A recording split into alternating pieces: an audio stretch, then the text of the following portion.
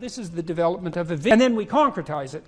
You know, I had lots of clients and students who said, well, I don't know what to do with my life. What should I do with my life? Intellectual capability, or you have plans to do so. You're taking care of yourself mentally and physically, which is the one we've done the most research on. So if people do this for 90 minutes badly before they go to college, it'll decrease the probability they'll drop out in the first year by 50%. That's amazing. And it works particularly well for people who are most likely to drop out. So a lot of psychological interventions help the good performers do even better and don't help the bad performers that much. And why do you think it helps them more? Well, I think the good performers already have a bit of a vision and a plan, whereas the bad performers, they're really ambivalent.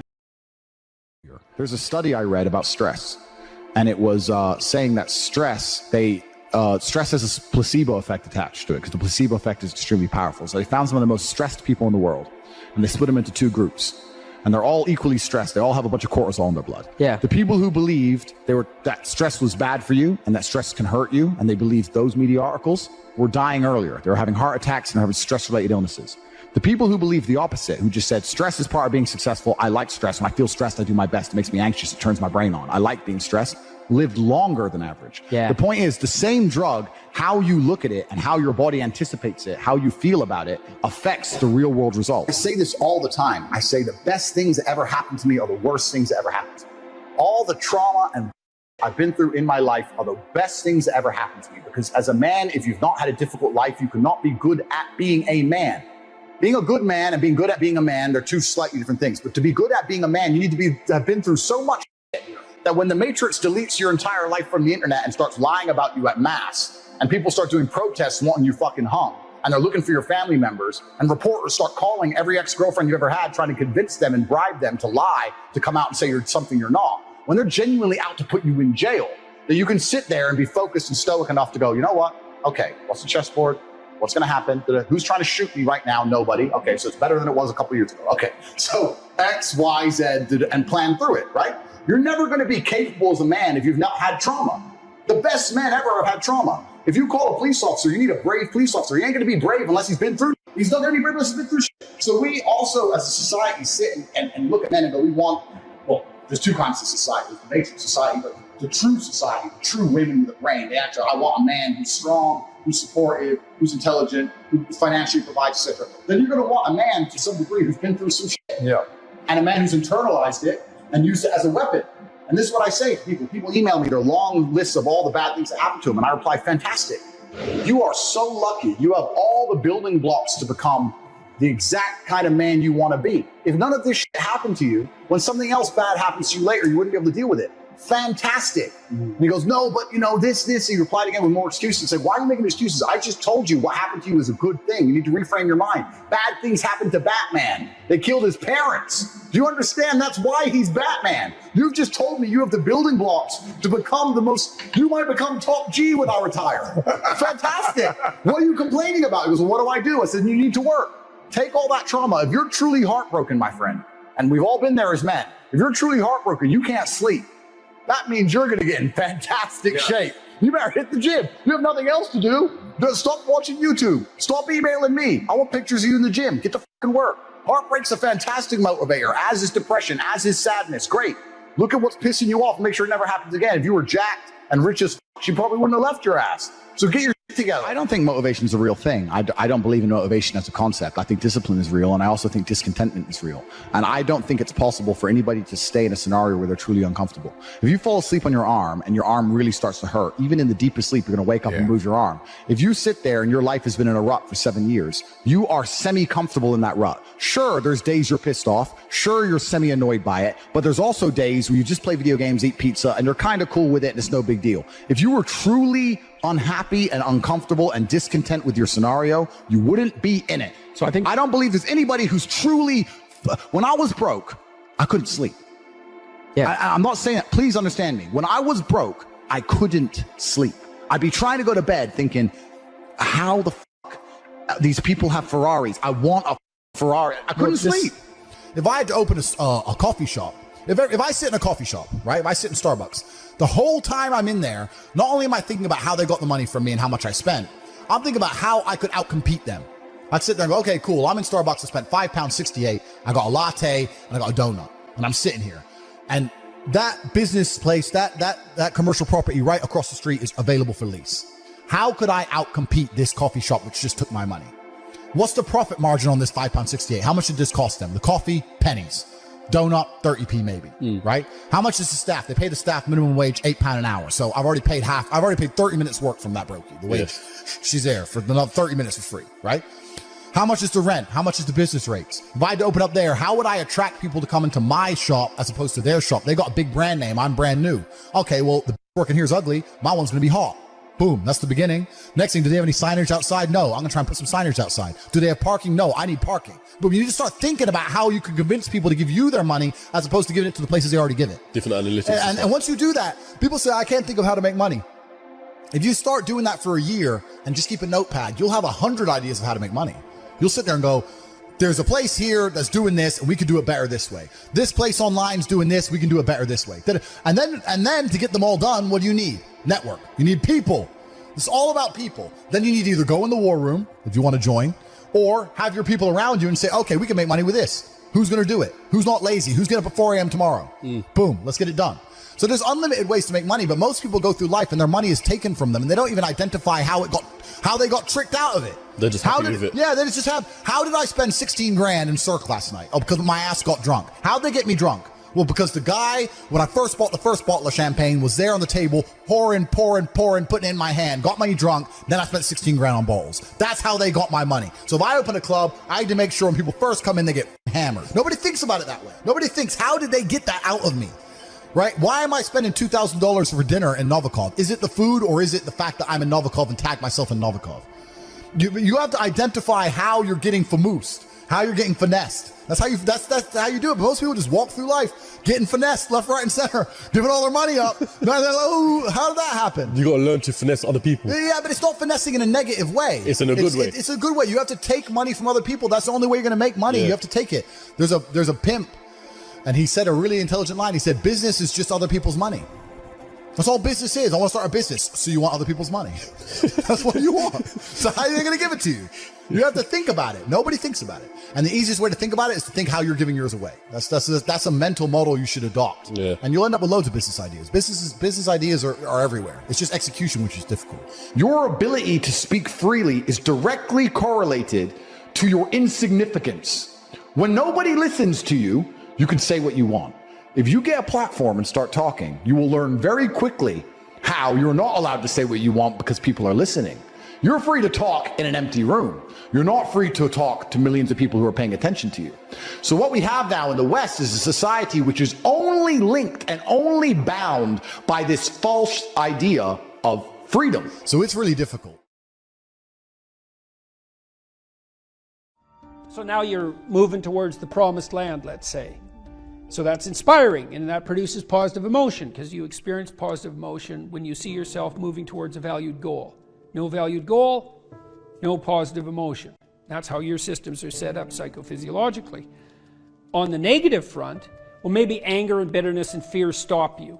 Okay, so what do you do with them? Okay, now, take good stock of your sinful nature, let's say. You know what temptations you're prone to and what knock you off the beaten track, and maybe you feel guilty about it. You know where your weaknesses are, and you probably have some idea of just what kind of hell you could inhabit if you let those weaknesses get the upper hand. So why don't you just write about that for 15 minutes? So let's say this isn't what you could have in 5 years. It's the pit you could dig for yourself if you decided to, just sit there or dig. Everyone has a sense of that, for some people. My temptation probably would have been alcohol. It calmed me in social situations. It made me feel a closer kinship to people, and it was a pretty good stimulant. And so it was a really good drug for me, and I enjoyed it quite a lot, too much. But I learned that I had better things to do. I wouldn't have stopped without better things to do. And what did you mean by better things to do? Well, I was writing my book, Maps of Meaning, when I was still carousing as a graduate student. I'd started to put my life together by that point quite a bit, but I was still a party animal and very social. But I found that I couldn't think hungover. And not only that, I couldn't handle the emotional tension of what I was dealing with intellectually. It was too, because you know, if you're hungover, your emotions are more sensitive, especially your anxiety. And the work I was doing was way too demanding emotionally because I was dealing with historical atrocity, and the motivations for that was just too damn dark, you know, to be dealing with hungover. Plus, once I had written a fair bit and was editing, once you've edited your work to a substantial degree, you have to use finer and finer gradations of judgment to continue to improve it. And if you're fuzzy-minded at all, if you've impaired your judgment, when you edit, you can make it worse, not better. And then I also realized that the only times I really regretted my actions was when I was drinking, because it disinhibits you, and that's fun. That can be really fun. But I'd wake up the next day and think, yeah, I was a little too provocative, I was a little too aggressive, I was a little too mean-spirited in my wit, a little too egotistical, or maybe more than little on all of those fronts, a little careless in my choice of partner, a little uncontrolled in my social behavior in places I shouldn't have been, because, you know, I was starting to, well, I was a graduate student and a teacher by that point, and I was interacting with professors, say, in the social milieu. Responsibility grew. Yeah, well, it wasn't the time to be drunk. That just wasn't good. That worked in northern Alberta to some degree in some subcultures, but in those situations, it just made me look like a fool. Well, it made me into a fool, not just look like one. And then when you and I got married, I didn't, and we were going to have kids, I thought, well, I'm not drinking when I have kids. Yeah, I wanted children. Yeah, and you know, you want to grow up at that point. And besides, I was ready to dispense with all of that by then. People are often afraid of moving forward, and no wonder. But you should be way more afraid of not moving forward. And so if you get that hell behind you, it's like, well, do I want to go there? Well, I don't have the effort, the energy. I'm not even sure that it's the right thing. It's like, well, do I want to go back there? It's like, no, definitely not that. And if you don't feel that, hell, then you're not nearly as motivated as you could be. Because if you have any sense of just exactly how bloody dismal and dark things could get, then, and that's right there for you. And that was one thing that... I thought it was helpful. I thought it was helpful when I did the future authoring to think about where I would go if I went to the wrong place. Why? Well, it's just good to know how you will fall apart. Yeah, well, and then you possible? can. Well, and you can also ask yourself, and studying historical atrocity also helped me with that. It's like, well, do you want to be a what would you call a sadist? You're bitter and resentful. You want to hurt other people? Is that where you want to end up? You want to lie and deceive? Because that's where you end up if you lie and deceive. You want to be resentful and bitter? Because that's where you end up if you're resentful and bitter. Yeah, but sometimes, you know, people, they just don't know what to do about it. So your program helps them to make a plan. Yeah, well, and the plan is really, look, we're visionaries, man. Human beings are visionaries. Really. Well, I found when I did the self-authoring, the 15 minutes of writing that I did, the dreaming I did, yeah. when I wrote about my future and just dreamed of what it could be like if it was just what I wanted. Yeah. And then outlined the goals, because you outline goals after that in the future authoring. Those things that I had identified appeared in my life. Those. Yeah, well. And that was quite shocking to me. Well, the thing is, you look at the world through a goal-directed framework. And so when you switch your goals, what appears to you in the world switches. It's mystical in a sense, but in another sense, it's just understandable. It's like, well, if I look that way, I see the TV and the couch, and if I look this way, I see you in the chair. Well, that's not that mysterious, but what I've done is I've changed the reality that manifests itself to me just by changing the direction of my orientation. Well, we do that metaphysically as well. And so, for example, if you decide that you're going to be courageously trusting towards people when they offer you an opportunity, even though you're skeptical and timid, but you decide, no, I'm going to have some faith in people, so I'm going to be courageous and trusting, then when they open a door to you that's an opportunity, you'll think, oh, that's a door I could walk through, instead of thinking I'm moving into a trap. And it's the same reality in some sense, but the way that you're interacting with it changes. Well, it can change. It can invert. It can change so radically that it barely looks like you're living in the same world. There are a lot of potential interpretations that you can validly lay on the world, and some of them are extremely positive, and they still work. And wouldn't that be lovely if you could lay an incredibly positive vision on the world in a calculating and strategic manner, not an instrumental manner, right? Because you're aiming at something genuinely good, and that would work. And that is how the world works. One of the things I loved, maybe we can end with this too, one of the things I loved about my clinical practice, I loved this. It was so good, and I miss it. We were always working, the best parts of me and my client were working together to make everything about their lives better. And it worked. You know, like I had lots of female clients who tripled their income in 4 years. They didn't even think that was possible. It's like, well, I don't make enough money, I'm barely making ends meet, single mothers, I have no idea what to do, I don't like my job. It's like, well, let's make a plan here. You know, what do you want? Well, I'd like to make this much money. Why don't we double that? And just, because you're going to aim at something. Some people do make more money than that, so maybe it could be you. Well, is that even it's not even possible. It's like, well, let's just assume that maybe it's possible and see what you'd have to do. Well, you got to get your CV together. Well, it's full of holes. Okay, well, let's fix the holes. Okay, now you got to get a plan. Well, I'm not very good at interviews. Okay, let's practice interviewing till you're not just good at it, you're looking forward to it.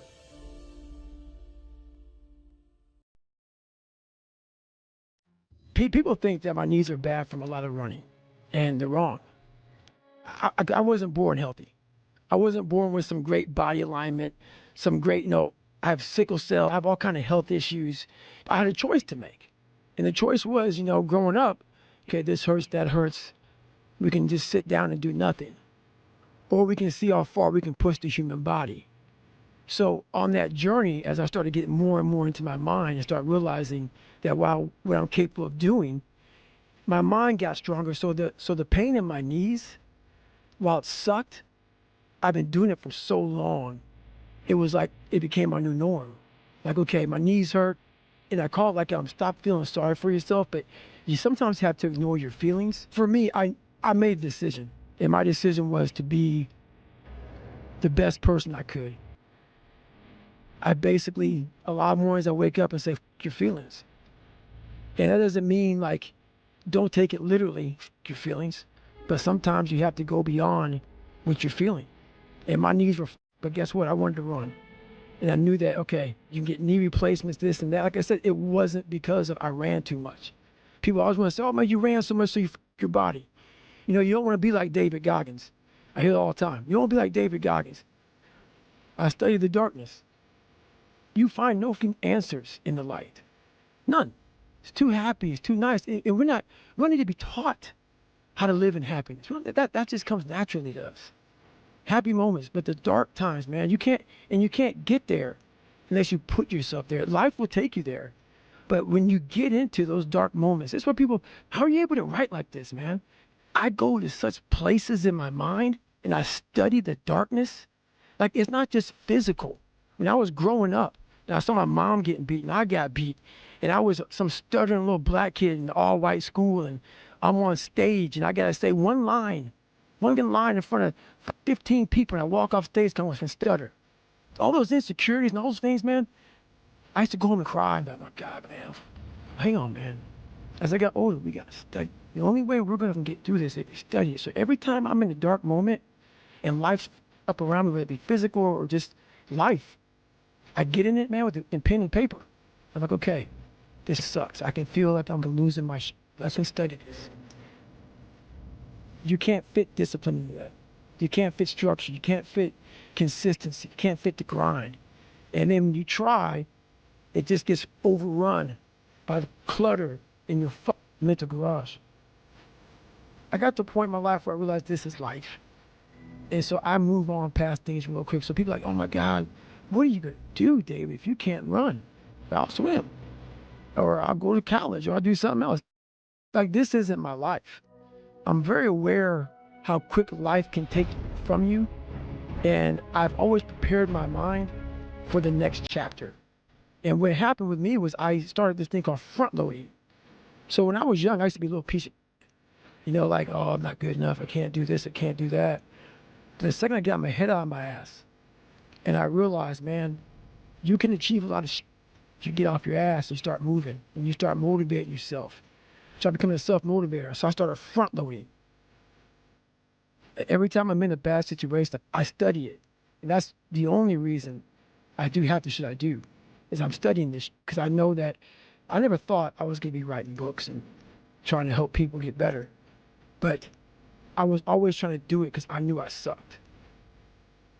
And so when you know you're trying to get somewhere, you know you suck, you know that you believe that you're a born loser, you are taking snapshots, man. Like, you see something on your phone, like, oh man, I'm going to take a snapshot of that. I do that in my mind. So I get in these moments where I'm like, okay, wow, that's good knowledge right there, man. I snapshot it because I know that I can use that later. I can use this because I'm not out there most people, they go out and they run. And they go out and do, and they're like, oh, this is beautiful. Look at mountains. And no, I don't like it. My body hurts. I'm hurting. How do we get through this? It's a lab. It's my mental lab. Always people out there who are doing far better than you on pretty much anything you want to imagine. And if all you're doing is seeing yourself in their reflected light, let's say, then it's going to be pretty damn dismal. But it's not a good comparison because, well, first of all, there's danger in just comparing yourself to others, period, because they're not you. And God only knows what struggles they had to undertake to get to where they were, or what burdens they're currently carrying that you're not aware of. But you can certainly contrast yourself with yourself. And that's a lot better. It is the only way. Well, it's also the only way of really measuring anything approximating proper improvement. You can actually tell when you're a little better than you were yesterday. Right. And you can actually do that. That's another thing that's so interesting about it, is that you can actually make yourself a little better in some way, pretty much, well, I don't know if it's at every moment, but you can certainly do it every day. You're quite different from other people, and you shouldn't be comparing yourself to them because they're not like you. They don't have your family. They don't have your temperament. They don't have your troubles. They don't have your abilities. The only person that has those is you.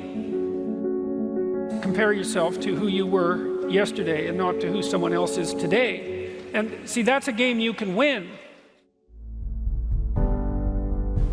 Be careful who you share good news with, because you want to share good news with people who are going to be genuinely happy for you. And that's one way that you can identify those people who are really on your side. Be careful who you share bad news with, because that's equally tricky.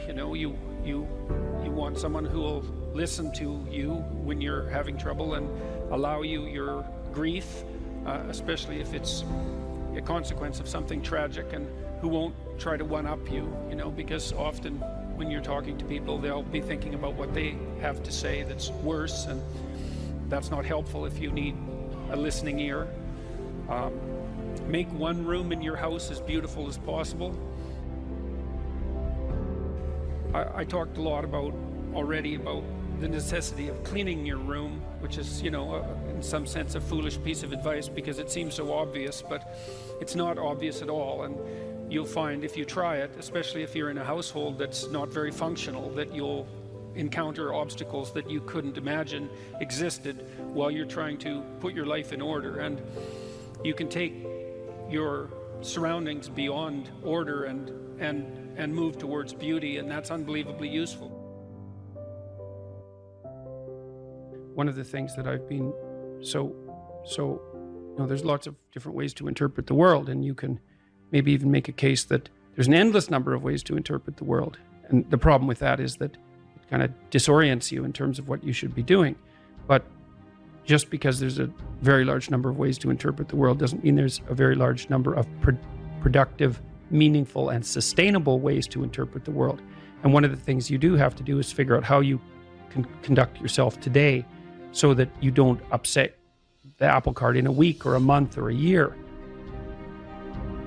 And so, what you do in some sense psychologically is you admit to yourself that your current frame of reference is faulty, And then you start opening the door to a different kind of thinking, which is more creative thinking. It's more lateral thinking. Saying, well, I'm wrong, but that's not necessarily a problem because I could be right if I thought some other way. Well, that's great. Often it works. Yeah. And there's almost no end to the utility of trying to figure out which ways that you're wrong. Yeah. Because there's lots of them. And every time you discover one, then you don't have to be quite so wrong anymore. That's a really good deal. Yeah. It's from the uphill climb that we derive our value, and I mean this technically. So almost all the positive emotion we feel, especially the emotion that fills us with enthusiasm, and that's experienced in relationship to a goal.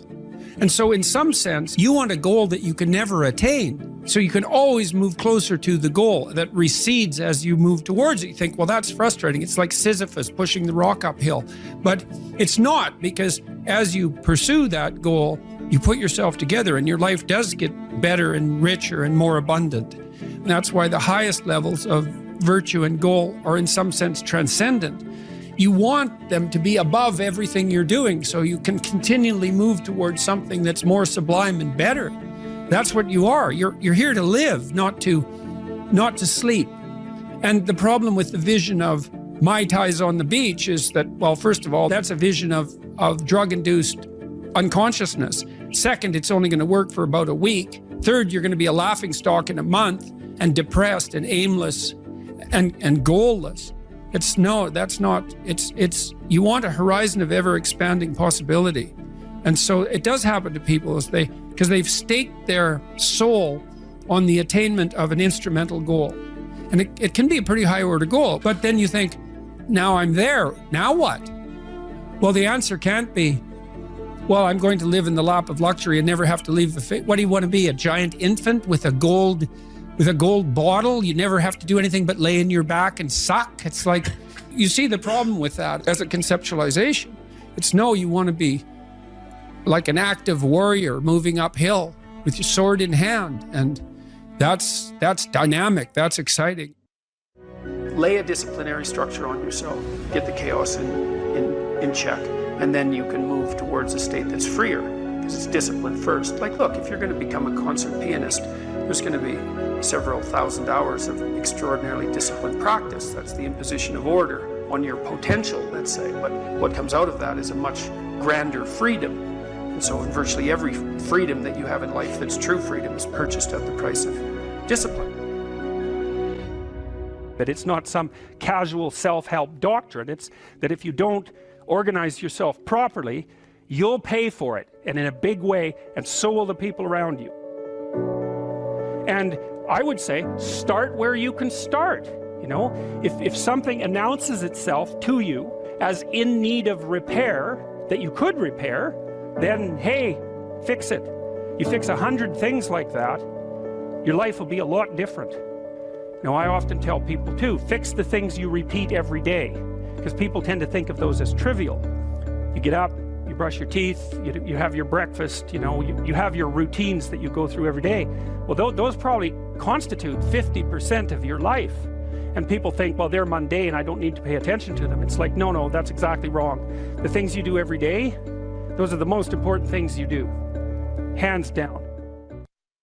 People are afraid of the truth because often if you reveal it, it causes conflict in the moment. Telling the truth is definitely an adventure. Seeking for sure, but also telling. Another way of going about it is to just say what you think and see what happens. That's an adventure, because you don't know what the outcome is going to be. So look, there's this old idea that it's necessary to have faith in the truth. And so here's a way of thinking about that. Someone asks you a question and you might think, well, here's the outcome I want, and so here's how I'm going to answer that question. So that's one way of approaching it. But another way of approaching it is, you ask me a question, I'm going to think about the answer, and I'm just going to tell you what I think. And it doesn't matter what the outcome is, because I'm willing to see what the outcome will be, predicated on the idea that there isn't a better outcome than the one that truth produces. Even if it's harsh and terrible in the short term, and sometimes it is, it's like there isn't a better way of doing it. Now, you might say, well, how do you know that? And the answer is, well, I don't know that. That's why it's an article of faith, because I believe, and I believe this deeply, the being that you produce as a consequence of telling the truth is good, by definition, even though it's harsh and often uncomfortable, because you get in trouble. One of the things that I've really learned recently, or learned to articulate better, is that there's a very tight relationship between aspiration and responsibility. The first question might be, do you need to aspire to something? And the answer is, well, yes, because you have to do something. If you just sit there, you'll die. You can't just sit there. You have to go act out in the world. Okay, so act towards what? Well, that's whatever your aspiration is. You have to have an aim. Okay, well, what should the aim be? Well, it should be something worth doing, let's say. Why do something that you don't feel is worth doing? What do you think's worth doing? Well, if you watch other people and you judge when they're doing something worthwhile, you usually judge them positively if you see that they're taking responsibility, at least for themselves. What, do you want to be completely useless so other people have to take care of you? That's pretty pathetic. And maybe you could get your act together so you're taking care of yourself and your family. And maybe you could even do better than that and take care of yourself and your family and your community. Well, good for you. That's responsibility, and that's an aim. Well, here's one of the things that's cool about that, is that your life doesn't have meaning without aspiration or an aim. Okay, so you need a hierarchy of values. There's got to be something at the top. It's got to be something important. If you don't have that, your life doesn't have any meaning. So if you criticize the hierarchy, or even the idea of hierarchy, you destroy the idea of aspiration, and then people have nothing. Well, that's not helpful. People are built for a struggle and they're built for a weight, and you want to take on a heavy burden voluntarily. See if you can put yourself together. See what you can do out in the world while you're waiting to die. It's an all-in game. It better be worthwhile. The great people I know are brutally truthful to themselves and other people, and they have insanely adventurous lives. Get rid of everything you say that you only say to impress other people, and just see if you can say what you believe to be true. That's an adventure. That's the thing about the truth, you know? Well, you got to ask yourself, if you're not speaking the truth, who is it that's talking? If you're saying something that you do not believe to be true, it's not you talking. It's something else. It might be the part of you that wants to manipulate the other person into delivering what you think you want from them. Well, what is that spirit of manipulation that you've allowed to possess you? It's not you. Let's say you decide to live your whole life in that instrumental manner. You're going to craft your words like the student who says, well, I'm going to write what the professor wants to hear so I get the grade. It's like, well, you just turn yourself into that. Well, who is it that's doing that manipulating? It's not you, because those aren't your words. So even if you get the grade, it's not you that got the grade. It's the false you. It's the manipulative you. So you do that your whole life. You don't have your life. And then you think, well, God, that was a miserable life. I manipulated everybody. They were so damn stupid. They were sucked in by it. They're all contemptible. Everyone does it, you know, which they don't, by the way. And so that's a pathway to bitterness. Partly because if you're a manipulator and you use your language falsely, you don't live your own life. You live the life of whatever possesses you when you think it's you manipulating. And so you live the life of the spirit of manipulation. You know, maybe you're in California, see someone speeding down the road in a convertible Porsche, and you think, oh man, what a lucky bastard. And the truth of the matter is that he's thinking about wrapping his expensive sports car around the next cement pillar that he comes close to. You know, you can't tell, and people have hard lives, and even people who are comparatively fortunate have hard lives. And the ideal that you're observing that makes you jealous and resentful is in large part an illusion that's created by your own mind. You have to be careful of what you're jealous of, because you don't really know what it is. And then the other thing that's kind of useful is to understand you're quite different from other people, and you shouldn't be comparing yourself to them because they're not like you. They don't have your family. They don't have your temperament. They don't have your troubles. They don't have your abilities. The only person that has those is you.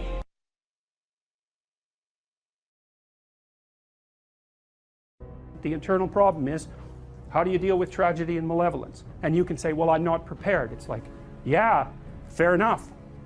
Unsurprising, especially if you were overprotected as a child. It's not a good idea to overprotect your kids, because the snakes are going to come into the garden no matter what you do.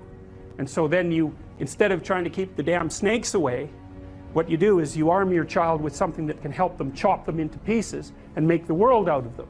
So that the trick for human thriving in the face of suffering and malevolence is strength, not protection.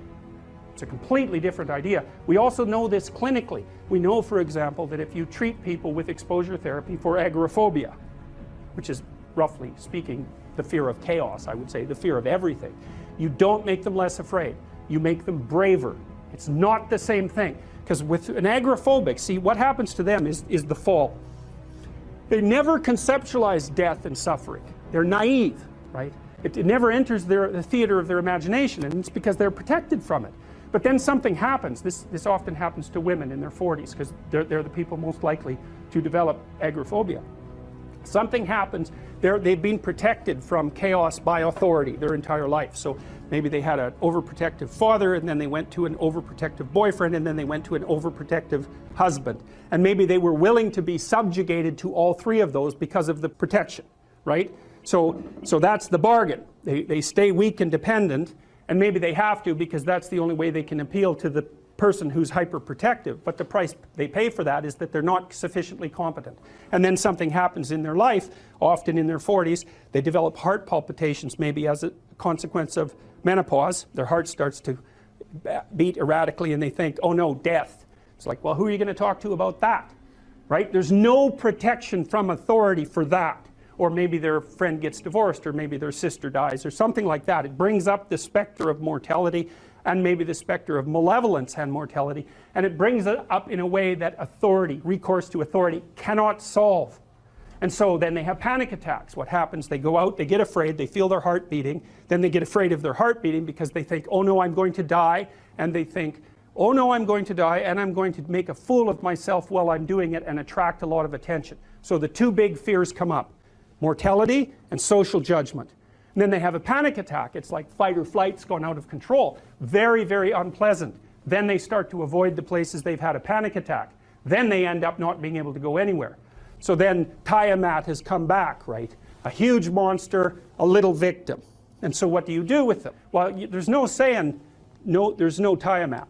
That's done, right? Their naivety is over. They've had a direct contact with the threat of mortality and social judgment. They've met the terrible mother and they've met the terrible father. And there's no going back. There's no saying, oh, the world is safe. It's not safe. Not at all. It's not safe. The fact that you think it's safe means that you were living in an unconscious bubble that was sort of provided to you by your culture. It's a gift. And now that's been shattered. And so now what do you do? Well, the answer is you retreat until you're in your house and there's nowhere you can go. You're the ultimate frozen rabbit, right? And your life is hell because you can't function. The alternative is, let's take apart the things you're afraid of. Let's expose you to them, carefully and programmatically. And then you'll learn that you're actually tougher than you think. You never knew that. And maybe you didn't want to take on the responsibility because, people play a role in their own demise, so to speak. When you had opportunity to go out and explore or withdraw because you were afraid, you chose to withdraw because you were afraid. So it's not only that you were overprotected often, it's that you were willing to take advantage of the fact that you were overprotected and run back there whenever you had the opportunity. So maybe you're a kid in the playground, right, and you're having some trouble with other kids, and in the back of your mind, I should deal with this myself, but you go and tell your mom and get her to intervene. And you know that that's not right. You know that you're breaking the social contract, but it's easier, and so that's what you do. You run off to an authority figure and hide behind the Great Father, roughly speaking. Well, the problem with that is you don't learn how to do it yourself. So then you have to relearn it painfully when you're 40. So then you take people out, you say, well, what are you afraid of? Rank it from 1 to 10. So 10 is, make a list of 10 things you're afraid of. The thing you're least afraid of we'll call number 10. So we'll start with that. Okay, well, I'm afraid of elevators. Okay, well, let's look at a picture of an elevator.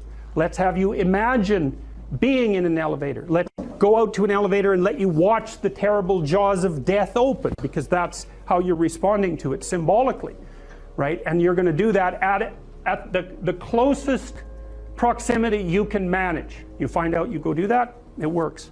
You're nervous as hell, especially from an anticipatory perspective. Shaking. You go out, you stop, you watch it happen, and you actually calm down. You do that 10 times and it no longer bothers you. Well, what you've learned that you didn't die, but more importantly than that, you've learned that you could withstand the threat of death. That's what you've learned.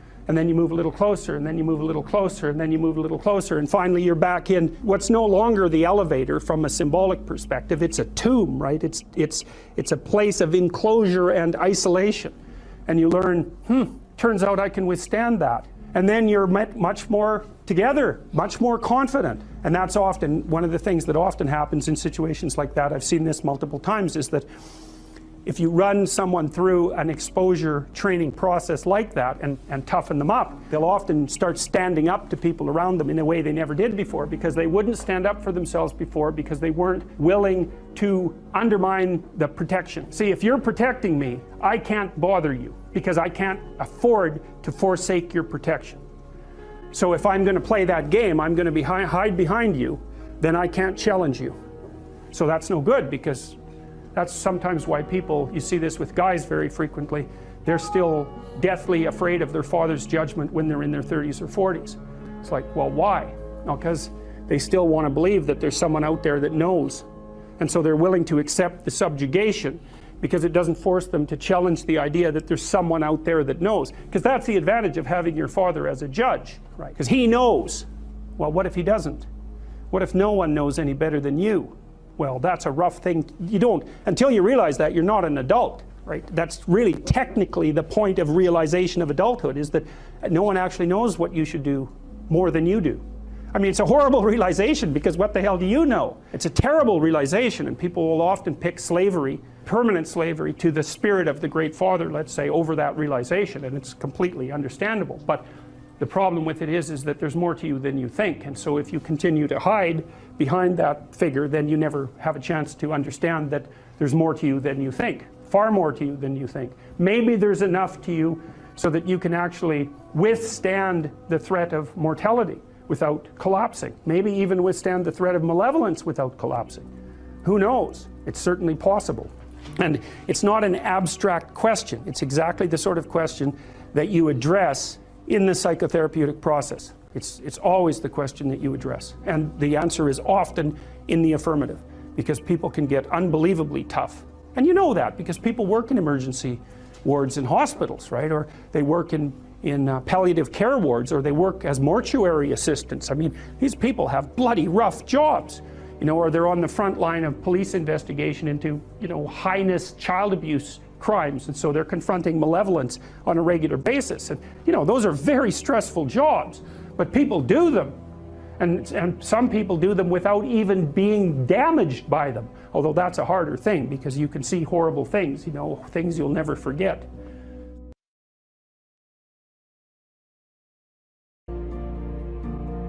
Stop doing the things that you know are wrong that you could stop doing. Right? So it's a fairly limited attempt. First of all, we're not going to say that you know what the good is or what the truth is in any ultimate sense. But we will presume that there are things that you're doing that for one reason or another you know are not in your best interests. There's something about them that you just know you should stop. They're kind of self-evident to you. Other things you're going to be doubtful about. You're not going to know which way is up and which way is down. But there are things that you're doing that you know you shouldn't do. Now, some of those you won't stop doing for whatever reason. You don't have the discipline, or maybe there's a secondary payoff, or you don't believe it's necessary, or it's too much of a sacrifice, or you're angry or resentful or afraid. Who knows? So forget about those for now. But there's another subset that you could stop doing. It might be a little thing. Well, that's fine. Stop doing it and see what happens. And what'll happen is your vision will clear a little bit.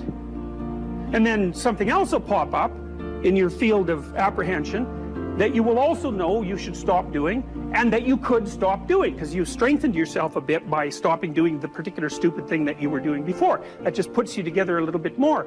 And you can do that repeatedly for an indefinite period of time. And you know, that doesn't necessarily mean that you're going to ever be able to formulate a clear and final picture of what constitutes the truth and the good. But it does mean that you'll be able to continually move away from what's untruth and what's bad. And, you know, that's not a bad start. You have to treat yourself like you matter, because if you don't, then you don't take care of yourself, and you become vengeful and cruel. and you take it out on people around you, and you're not a positive force. None of that's good. So you suffer more, and so does everyone around you. And there's a malevolence that enters into it. None of that's good. So that's what happens if you don't treat yourself like you matter. And then, well, what happens if you don't treat other people like they matter?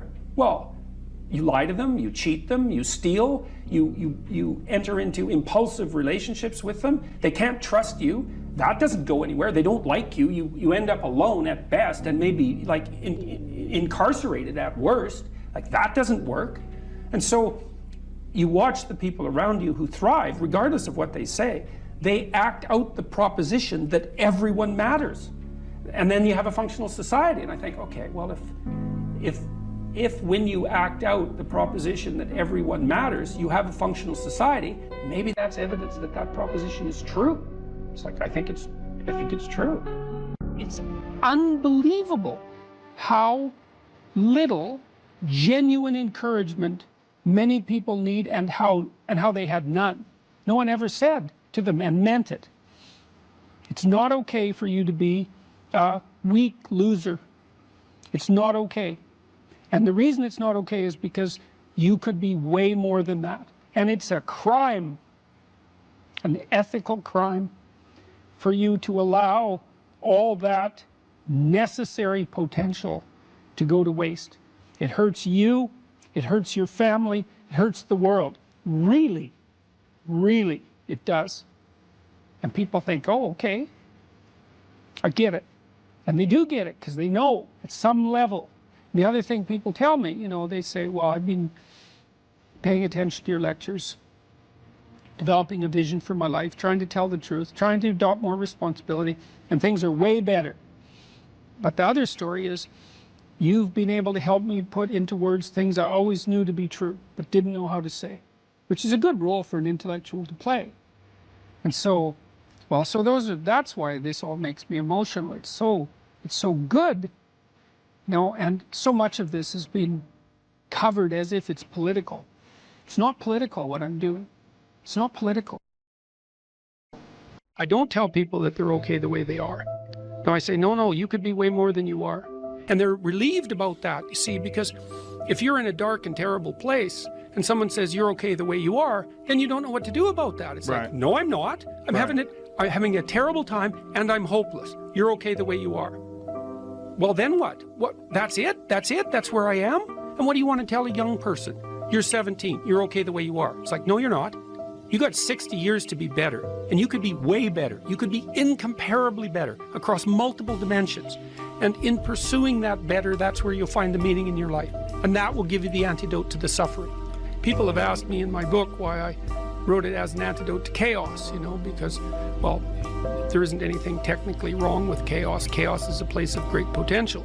Well, the question is, what's the proper balance between chaos and order? Chaos, potential, and order. Well, the answer is, look, when you're a kid, you're all potential.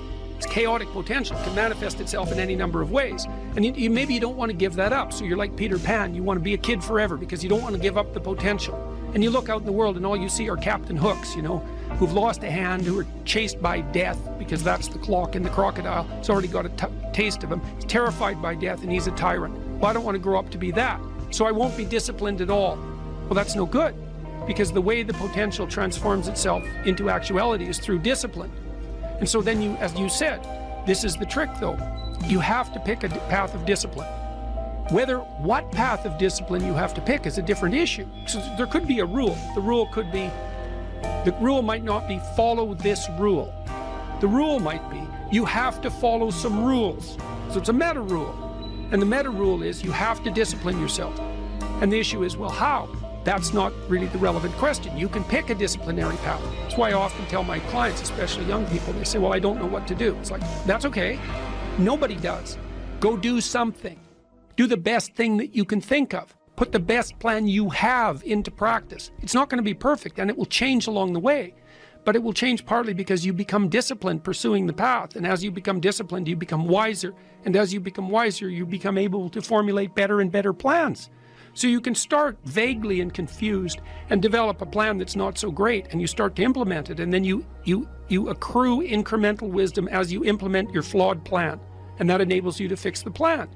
And so that's part of that process of incremental self-improvement as well. You don't want someone else's fate.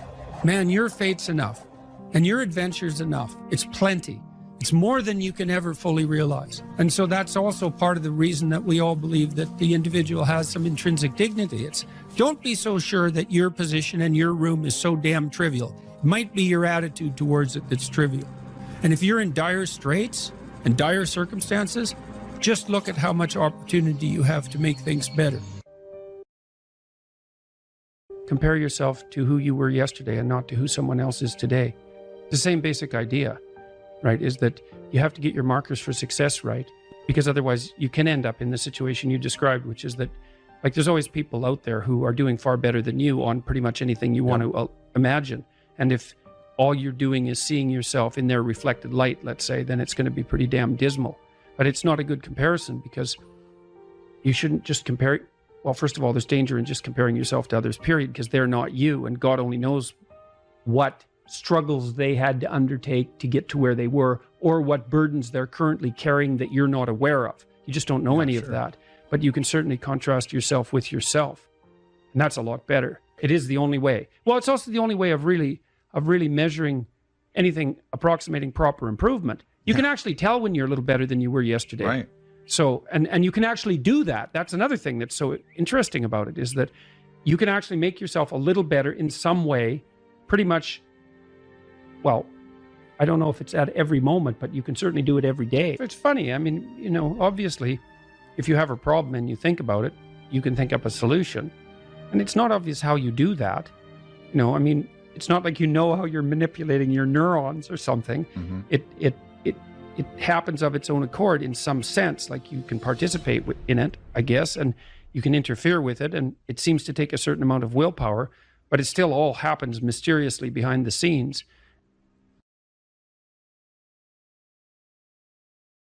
If you write a book, which is virtually impossible, and then get a publisher, which is virtually impossible, you probably have a rejection rate of 99%. So then if you do manage to publish the book with a reasonable publisher, which you won't because it's impossible, then you get 8% royalties. That's it. So 92% of your labor goes to the sales, marketing, and distribution end of things. And so it's very, very difficult to generate capital as an entrepreneur. And there's innumerable impediments. One of the things that people do, and this is something for those of you who might be entrepreneurially minded, here's another thing that you have to understand, is that you can't really create a product and then launch it. Because first of all, you don't know how to do that. You might know how to create the product, but you do not know how to market or sell it. You don't know how to advertise it. You don't know how to communicate about it. You don't know how to ship it. Like, there's all sorts of things you just don't know. But worse is you don't know if people will use it. And so what companies do that roll out new products on a relatively continual basis do is they don't develop the product and then go sell it. They continually communicate with their customers about what product the customer is willing to buy next, and then they develop that. And so you have to have your market identified, and then you have to be in continual communication with the market while you develop the product. It's not, I build a better mousetrap and the world comes, marching to my door. That isn't how it works. Is that you got to find out if someone wants to buy your stupid thing. And then the next thing is that even if you have a great thing, you're going to go talk to people and they have 50 great things that they might buy. And they're all great, but they're not going to buy all 50. They might buy one, maybe, and maybe they'll buy it this week, but probably they'll buy it in 6 months. And they're not going to buy any of them, no matter how great, unless they're on fire and you're selling water. Because they're so busy already, right? They're so overwhelmed and preoccupied by their jobs that if you come in and you say, well, here, this is going to increase your efficiency by 20%, and here's the 3 weeks you'd have to spend doing that, and then the payoff would come in the next years, they'll say, yeah, well, I'll do that as soon as I have time. And as soon as I have time is never. So if they're on fire and you have water, you can sell it to them. But that's all, because otherwise it's a no-go. So those are all things that are worthwhile knowing, because they're very hard to learn. And very comically, I mean, if you would have told me when I first started developing these tests that one of the reasons corporations wouldn't buy them was because they worked, that I would have just thought, really? I mean, come on, really? That's really the reason? It's like, yeah, that's the reason. God. So very, very, very problematic. And then they already have their processes in place and they're entrenched. And then the next problem is, you know, you haven't got any customers. I think I told you that before. You don't have any customers and you show them the statistics, but they can't understand the statistics. And they also have 200 other people selling them things and 50 of them are crooks. So they're just lying about what they're doing and they can't tell the difference between the liars and the people who are telling the truth. And so they can't understand the statistics for themselves and they can't verify them anyways. So what they ask you is, who else is using it? And if the answer is, well, everybody, then you don't even have to do the sale because you're already rich. And if the answer is nobody, then they're going to say, well, why is nobody using this? You say, well, it's the hottest thing that's come along. And they think, well, I'm not going to be the sucker who gets painted, you know, red and fired because this failed. That they do not think this might make me succeed. People do not care about whether or not they succeed. They care about whether or not they fail.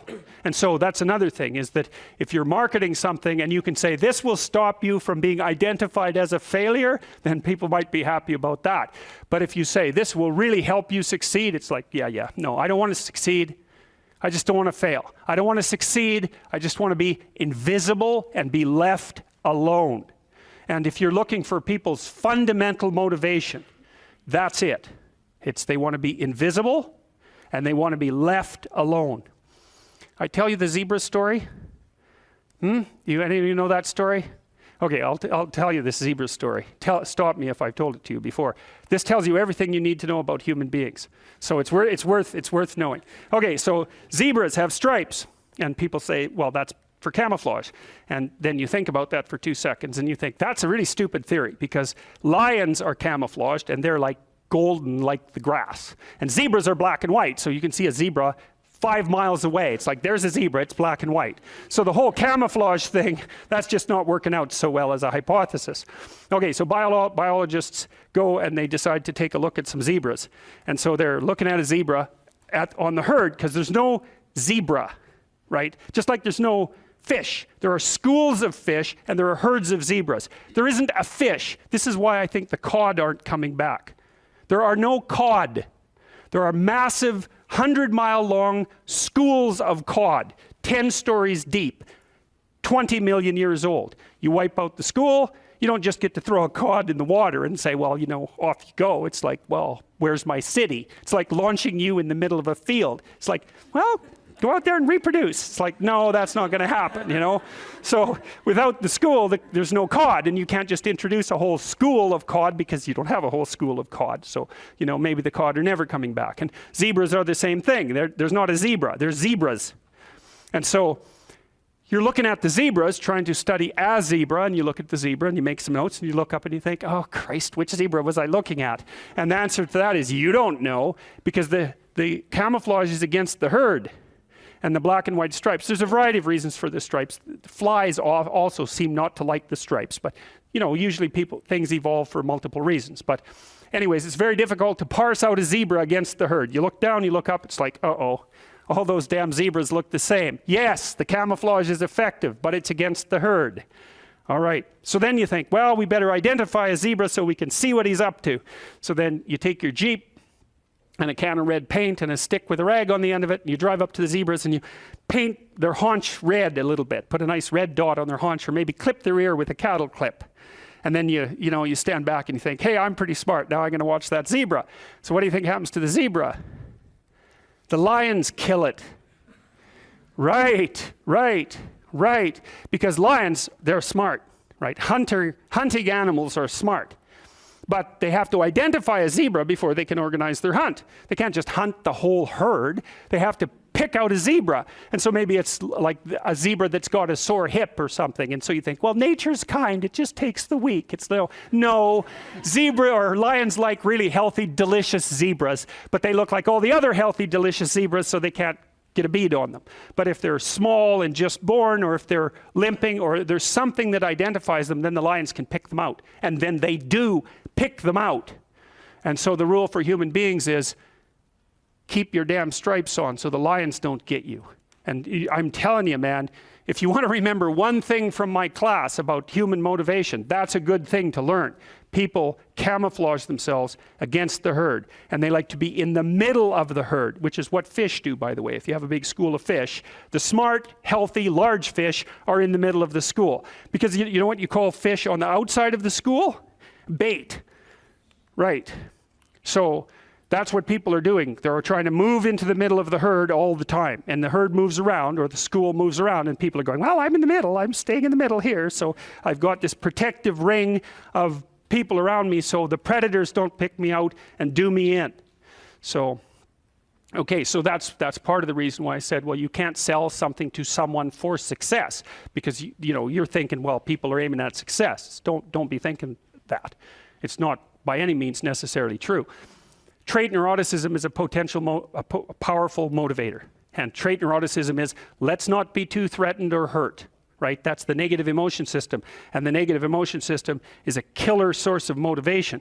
You know, you also see that there are scales of well-being that have been designed, mostly by social psychologists, which means they're very bad scales most of the time, because their psychometric capacity is absurdly low, generally speaking. So what you find with scales of well-being, sometimes they're talked about as scales of happiness even, is that people aren't after happiness, they're after not hurting. It's not, so they don't want to be extroverted and enthusiastic, right? And bubbly and full of smiles and laughter. That isn't what they mean by I want to be happy. What they mean is I don't want to be anxious or in pain. And so well-being scales tend to be something like emotional stability plus extroversion. But the big loading is on emotional stability, the reverse of neuroticism. You want to avoid suffering. You don't want to be happy. You want to avoid suffering. And one way to avoid suffering is not to let the lions gnaw on you. And one way of doing that is to stay in the middle of the damn herd. And so, like, I'm not being a smart aleck about this. I understand why people do that. There's real danger to being visible. There's real danger in being visible. Now, you might be successful if you're visible, but you also might be dead. When I talked about hierarchies, now, it's very important where you are in your hierarchical position with regards to other people in relationship to your mental health. And this is a really important thing to understand, because you have an ancient counter in your brain, and that was the point of the biological comparisons, and lobsters being one set of comparisons, but not only lobsters. We know perfectly well, animal behaviorists, people who know their neuropsychopharmacology, know perfectly well that the serotonergic system operates quite similarly across most animals with complex nervous systems, and one of the things that it does is track relative status position. And in birds, wrens, which is another example I used, a lot of it is power. You know, wren's a little bird. It's quite a cute bird. It sings very nicely, and you think it's harmless, but it's not. It's a vicious little character. And I used to sit in my backyard and record wren songs on my tape recorder, and the wren that lived in our backyard would dive bomb it, 4 inches away, and it was very brave of him. And he had a little nest that was up in a tree, and there were some nests that we had built, birdhouses, in the neighborhoods nearby, in the yards nearby. And he would go, like half his day spent stuffing those other birdhouses with sticks, so full that no bird could get in them. It was like, this is my damn yard, which is what he was saying when he was singing so beautifully. And you better look the hell out, because if you build, I'm going to stuff your damn house with sticks, and if I see you sitting on a branch, I'm going to dive bomb you and knock you off. And that's power, and that's what wrens do, despite the fact that they're cute.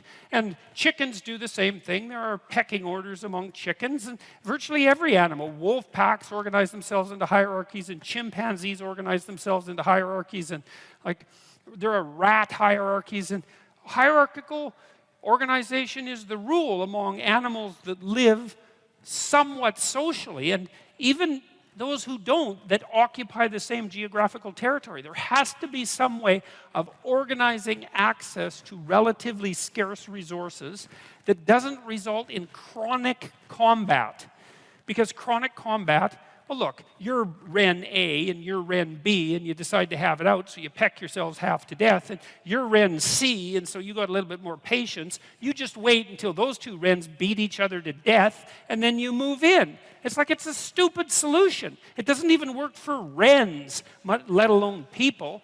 And so, you know, the wrens announce their prowess, and they do that with the quality of their song and their displays, and they indicate to one another who shouldn't be messed with, and then there's a minimum of combat. And you could make a pretty good case that that's power, But like, it's not like wrens get together and build like wren apartment houses and then go out on collective worm hunt insects, I guess, collective insect hunting expeditions and bring them all back and distribute them, and, or make insect farms so that there's more insects for all the wrens. They haven't got that far, you know. They're competing in a zero-sum game.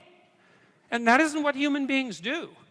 We figured out how to not have zero-sum games a very, very long time ago. And it turns out that if the game you're playing isn't zero-sum, right, which means that there's only a finite number of resources and everybody has to fight to the death for them, and some are going to get the lion's share and others are going to starve. If you're not playing a zero-sum game, then you can learn to cooperate and compete in an intelligent and civilized manner, and all of a sudden, there's more than enough for everyone. Now, still, some people are going to have more than others, you know, but there's nothing. How are you going to stop that? And do you want to? Like, do you want to only know what, do you want to only be allowed to know what everyone else knows? You don't get to know anything that anyone else knows, because it's got to be equal. You want everyone to be exactly the same amount of attractive.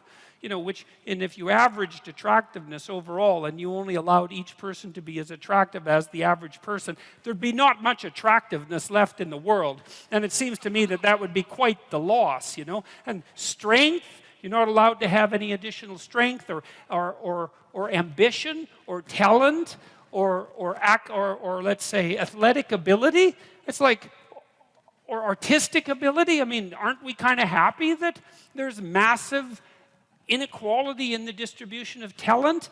I know it's harsh and hard, but you can't expect everybody to have every talent that there is, and it would be a hell of a sacrifice if no one got to have any talent, because it wouldn't be fair. And so I don't get the whole equality of outcome thing. It isn't going to work. There aren't that many geniuses, you know? We want to exploit the geniuses and get them to work for us. And if the price is that somebody has more than you do of something, well, suck it up, for Christ's sake. Well, Jesus, seriously, man. It's like, look, how much more do you have than most people have? You know, you need to make $30,000 a year to be in the top 1% of the socioeconomic distribution worldwide. You know, you always hear about the 1%. Right, the evil 1%. And they churn, by the way, because it's not the same people all the time. It's like all of you here are in the evil 1%, and you think, well, that's not very fair, because I was really only talking about within my country. Well, that's convenient for you.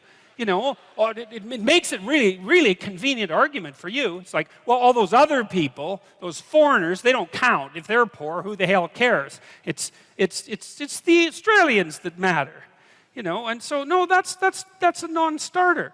You know, and by historical standards, you're doing a hell of a lot better than the top 1%, I can tell you that. I read a nice article by a coalition called Human Progress the other day, and they were comparing the typical middle-class person who lives now with Rockefellers in the 1919s, and say, well, would you rather be a middle-class person now or Nelson Rockefeller in 1919? And the answer seemed pretty damn clear that, well, you know, if you were Nelson Rockefeller, then you would have been richer than anyone else. And there's something to be said for that status, right? Because people do like to have more than others.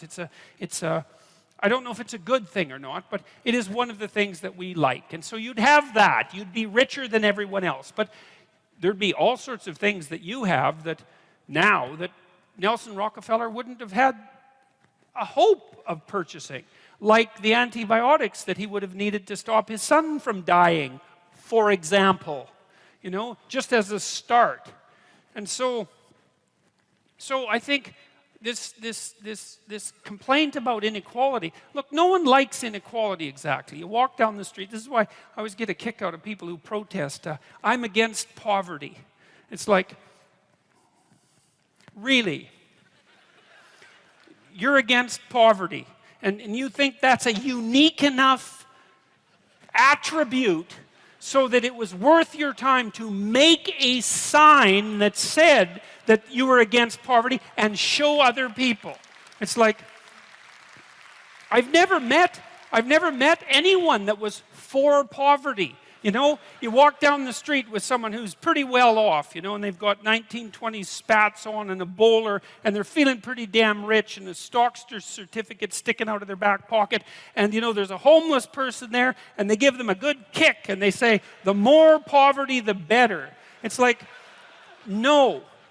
You know, when people walk down the street and you see homeless people, and they're often, homelessness is a complex problem. Like you think, well, homeless people are poor. It's like, yeah, man. That's like one problem they have out of 50. And like I've worked with poor people, you know, in my clinical practice, and poor in multiple dimensions. And many of them, you gave them money, they were just done. Especially if they were like alcoholics and cocaine addicts. As long as they were broke, they had some hope of living through the next month. But as soon as their unemployment check showed up, man, they were face down in the ditch 3 days later, right? Nothing but cocaine and alcohol with all their idiot friends for 3 days. And then they'd show up back in my practice saying, you know, God, I relapsed again. I said, well, what happened? Well, my money came in. It's like, yeah, money's really going to do you a hell of a lot of good. It'll just kill you faster than poverty. Now, not that there's anything good about poverty, but it's not like these are simple problems. You know, you walk down the street and you see someone who's been an alcoholic for 20 years and maybe they're addicted to methamphetamines as well, or maybe they're schizophrenic. It's like, it isn't unequal distribution of monetary resources that is the primary cause for that problem, and it isn't going to be some sort of straightforward redistribution that's going to fix it, because it's way more complicated than that. And so, and then the whole power thing too. It's like, look, I get it. I get the left wing issue, and I really do. And I think I get it better than the damn left-wingers get it. Because, you know, most of the radical types, they follow Marx, and they say, well, one of Marx's dictums was that capital tended to accumulate in the hands of fewer and fewer people. Can you get a job or a career? Can you educate yourself? Can you regulate the draw of temptation, drug and alcohol use in particular, sexual temptation as well? Oh, do you do anything that's remotely resembling civic responsibility? Are you a member of a political party? Do you go to church? You know, I don't go to church because, you know, their beliefs don't match mine. It's like, who the hell cares about your beliefs? You're like 16. You don't even have beliefs. And if you think it's like you're right and the Catholic Church is wrong, well, good luck with that attitude. And that isn't to say that the church, for example, or a political party doesn't need repair, because all institutions are always falling apart and corrupt. That's a story as old as time. That's the evil uncle. But good, you have something to do. Go fix it up. Definition of man. What am I, a biologist? But as it happens, I am a biologist, so I guess I don't have that excuse. Productive generosity is good. I once read a good description of Christian charity, and it was productivity plus generosity, which I really liked, because the hyper empathic types only concentrate on the generosity end of that. It's like, I'm generous, yeah, but like, do you have any money? No, I'm generous with other people's money. Yeah, well, you know, you're missing half the equation there. And that's really the distinction between conscientiousness and agreeableness from a personality perspective. Those are two cardinal personality traits. And agreeableness, which is basically an empathy dimension, has no correlation whatsoever with success in enterprise, business, creative domains. In fact, among managers, agreeableness looks like it's slightly negatively correlated with success, because hyper-agreeable managers can't say no. They can't discipline their employees. They can't set limits. and they're susceptible to manipulation. So productive generosity is pretty good. There is more to it, obviously, more to being a man than productive generosity, but as a central notion, that's a good one. The productivity requires aim, orientation, responsibility, discipline, all of that willingness to work, that willingness to make sacrifices, which is the hallmark of maturity in the service of a higher goal. And that responsibility, that productive responsibility, should manifest itself in relationship to the individual. So you should be responsible to yourself and your future self, the community of selves that you are across time. And then you should be responsible for and productive for as many people as you can manage. And so that might be first your intimate partner, your wife, second your parents, your siblings, your children, maybe your children primarily, although, there's a trade-off there with your wife. Then your local community, then your broader community. You want to take on all that responsibility if you can, in a sense that's both productive and generous. That gives you something to do. Justify your miserable life to yourself and everyone else. And you need to do that. It orients you solidly in the world if you do that. And it gives you a dragon to fight, a real one. And that's where the gold is. So as everyone has known forever, and as we continue to remind ourselves, how should you arm yourself? Well, that's kind of what a humanities education teaches you to some degree. Arm yourself with words. Be precise in your language. Right? Say what you mean. Read great men and great women. Make yourself literate. Get your tongue in order. Get it under your own control. Get rid of the ums and the likes and the you knows and the pauses. And get rid of everything you say that you only say to impress other people. And just see if you can say what you believe to be true. That's an adventure. That's the thing about the truth, If you aren't speaking the truth, well, you got to ask yourself, if you're not speaking the truth, who is it that's talking? If you're saying something that you do not believe to be true, it's not you talking. It's something else. It might be the part of you that wants to manipulate the other person into delivering what you think you want from them. Well, what is that spirit of manipulation that you've allowed to possess you? It's not you. Let's say you decide to live your whole life in that instrumental manner. You're going to craft your words like the student who says, well, I'm going to write what the professor wants to hear so I get the grade. It's like, well, you just turn yourself into that. Well, who is it that's doing that manipulating? It's not you, because those aren't your words. So even if you get the grade, it's not you that got the grade. It's the false you. It's the manipulative you. So you do that your whole life. You don't have your life. And then you think, well, God, that was a miserable life. I manipulated everybody. They were so damn stupid. They were sucked in by it. They're all contemptible. Everyone does it, which they don't, by the way. And so that's a pathway to bitterness. Partly because if you're a manipulator and you use your language falsely, you don't live your own life. You live the life of whatever possesses you when you think it's you manipulating. And so you live the life of the spirit of manipulation. And there's no difference between that in some fundamental sense and demonic possession. So if that's what you want, go right ahead. But what you miss is the adventure of your own life. Because if you say what you think, this is a really important thing to understand. You have no idea what will happen if all you do is say what you think. Because you have to let go of everything. Just to do that, you have to assume that there isn't anything better that can happen than what happens if you tell the truth, no matter what happens. Because you say, I'll tell the truth and I get in trouble. It's like, well, is that good or bad?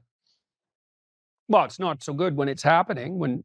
When you get in trouble, that can be devastating.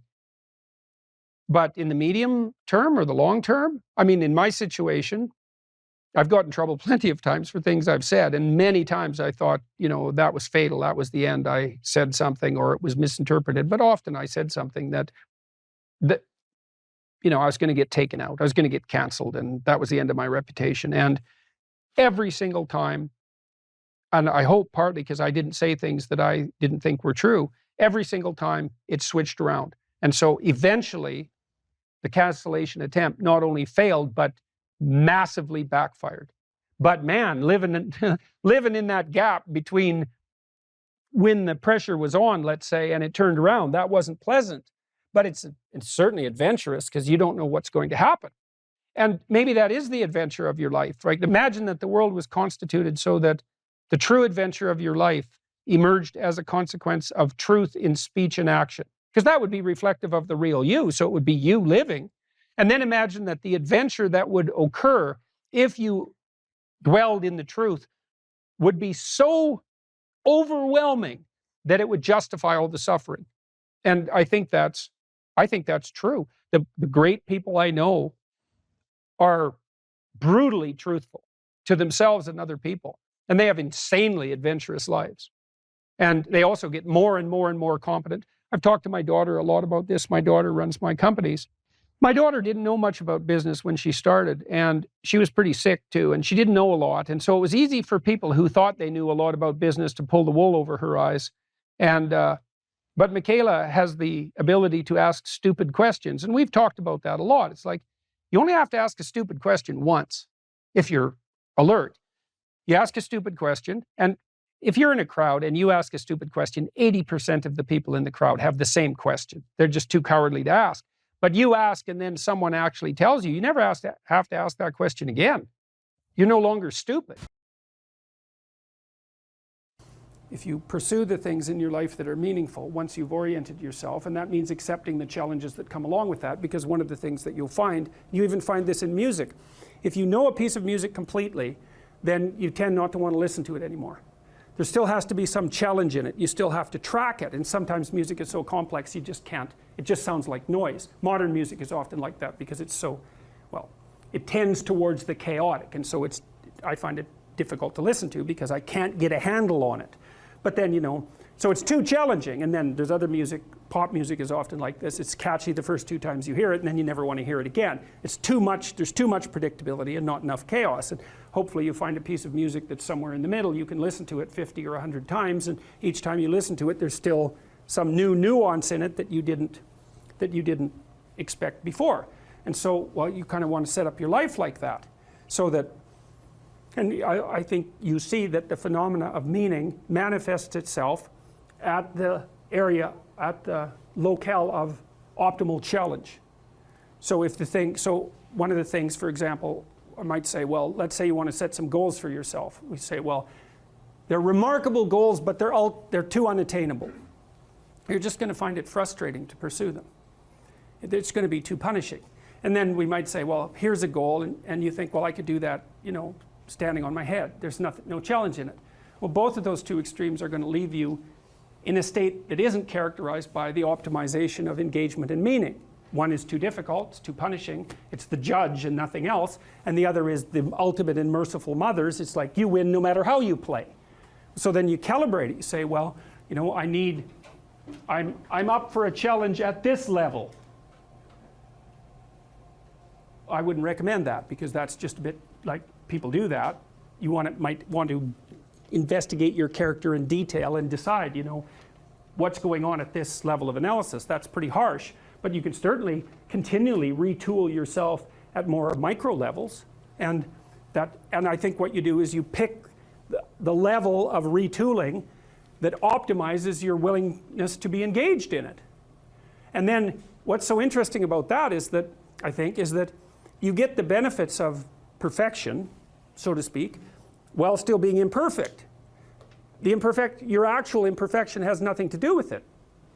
What's relevant is the journey that you're undertaking to rectify the imperfection. So instead of aiming to be the entity without flaws, you're aiming to be the entity that continues to realize its flaws and overcome them. Well, that's a game you can play forever. You don't take responsibility for things that you don't accept.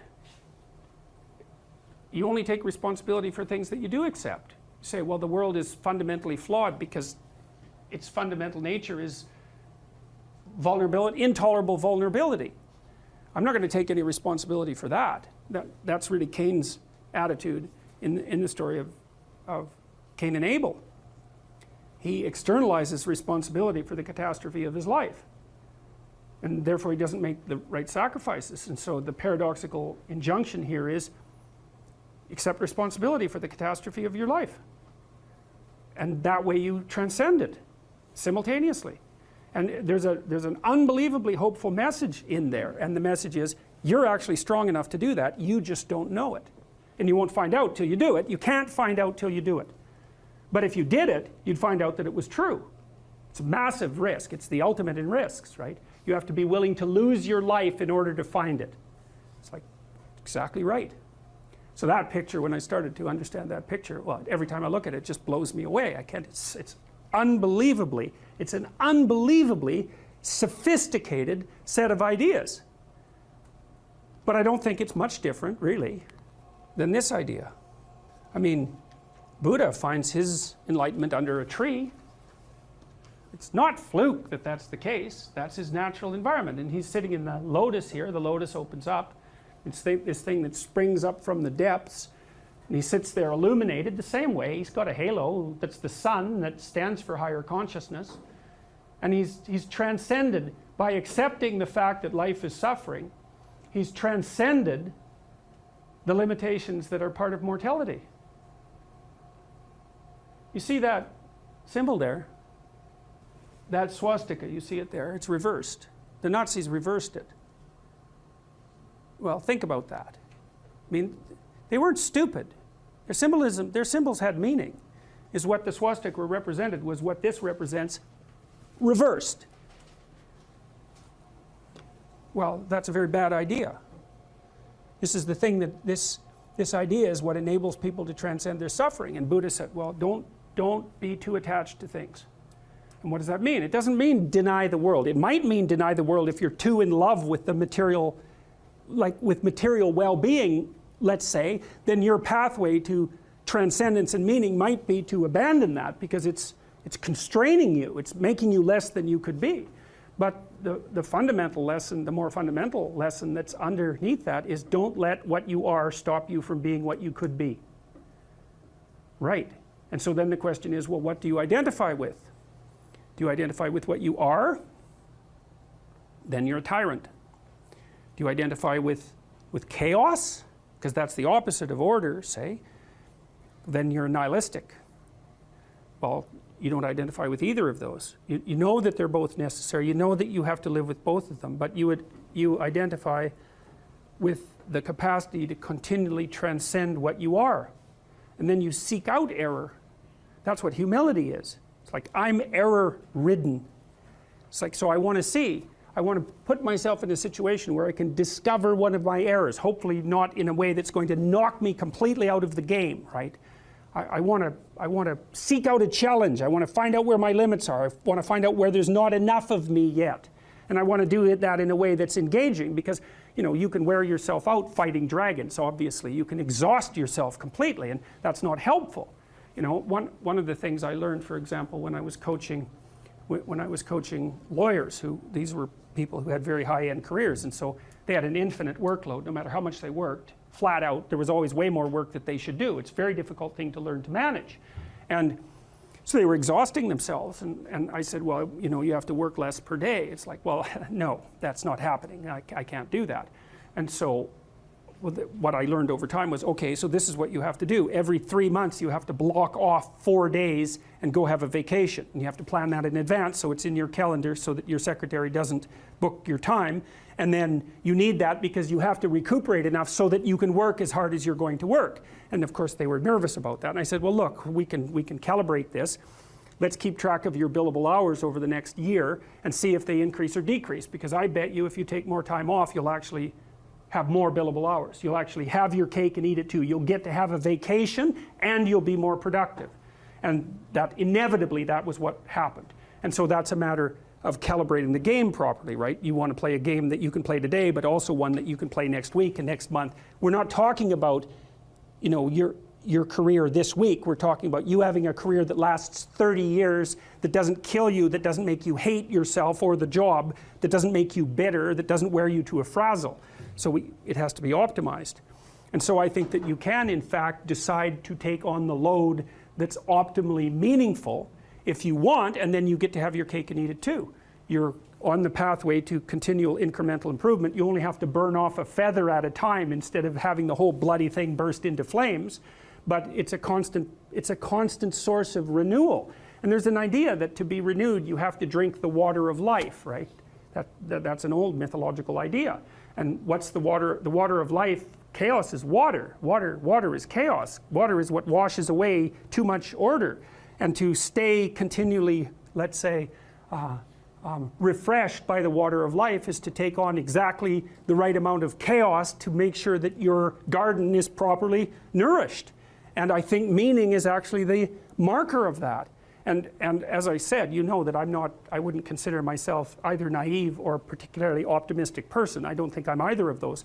But this is actually an idea, this is one of the only ideas that I've ever found that I really believe to be rock solid. I actually think that it's true. And it's very optimistic because it says you can use your sense of meaning to calibrate your progress through life. But there's rules. You have to aim at the highest possible good that you can conceive. Now, and that's subject to update, because what the hell do you know? But you start by aiming at the star you can see rather than the dimmer one that you can't yet perceive. And then you decide that you're going to do that honestly, right? That's a big decision. So the first decision, I think, in some sense, is a decision of love. You're going to decide that being is worthwhile and that you're going to work for its betterment. And that's a decision that's based on love. And the second decision is based on truth. Having made that decision, you're going to play a straight game. Having made those two decisions, I think that you can allow your sense of meaning to calibrate your pathway. And then what's so interesting is that you hit a state that's as close to paradisal as you're going to hit right away, because being engaged like that, it's better to be engaged in the solution of a complex problem than not to have a problem at all. And that's no different than saying it's better for there to be being than non-being, because being is a problem. And so if you want to have no problems, then you have no being. And you could say, well, being is so miserable that maybe that's the route we should take. And fair enough, but maybe you can have your cake and eat it too. You can have the damn problem. It can be a problem worth solving, and you can be so engaged in solving the problem that it justifies the fact that the problem exists. And then you get to have the problem and the solution at the same time, and maybe that's better than not having the problem at all. And I believe that, because one of the things I have seen, and I've seen this being so interesting when I've been lecturing to people, especially more recently, and this is also manifested itself on YouTube.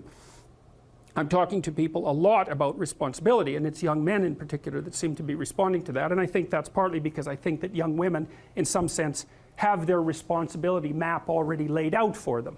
It's also less voluntary in some sense for women, because they have more complicated problems to solve in the first part of their life, right? Because they have to get the family problem solved. But whatever. I've been talking in a very delineated manner about responsibility, which is a strange thing to sell to people, but responsibility is what gives your life meaning. And so then you might say, well, then take on ultimate responsibility. And what happens? You have an ultimately meaningful life. And then you might say, well, if your life is ultimately meaningful, it doesn't matter if it's punctuated by tragedy or even predicated on tragedy. It's worth it.